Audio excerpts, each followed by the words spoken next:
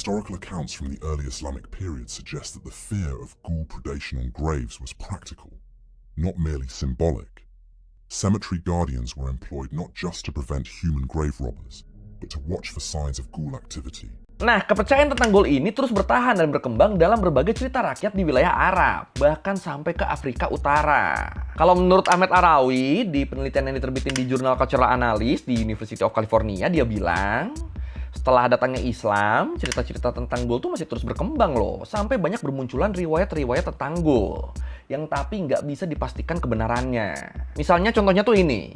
Ada sejarawan sekaligus geografer dan traveler dari Baghdad yang namanya Al-Masudi. Nah, Al-Masudi ini dia tuh meriwayatkan kalau Umar bin Khattab tuh pernah ngebunuh ghoul dalam perjalanannya ke Suriah. Terus ada juga Al-Kaswini, ilmuwan Arab klasik yang bilang kalau ada setan yang nyoba nguping pembicaraan di surga, terus dia ketahuan, terus dia dilemparin meteor deh sampai jatuh ke bumi dan berubah jadi ghoul. Terus Al-Damiri, sastrawan dan ahli fikih juga nyebut kalau musafir tuh bisa selamat dari ghoul ya dengan ngebaca azan, ayat kursi, atau yasin. Sama ada juga kisah yang nyeritain kalau ghoul bisa jadi mu'alaf kalau ngedenger ayat-ayat Al-Quran.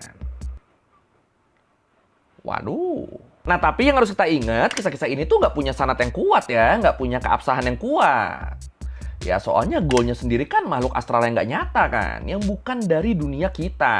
Jadi ya susah buat dibuktiinnya. Bahkan kaum Mu'tazilah, aliran Islam rasional, mereka tuh menolak secara tegas keberadaan ghoul. Terus tokoh-tokoh kayak Al-Jahiz misalnya, yang dijuluki sebagai bapak kosmologi Islam, beliau juga tuh mengecam kisah-kisah yang mengagungkan kemenangan atas ghoul.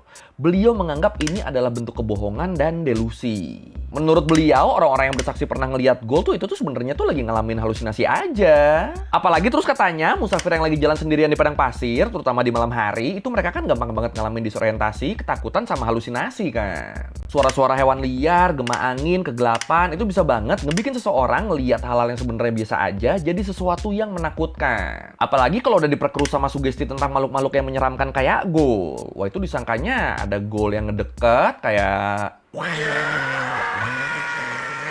padahal bunyi angin doang.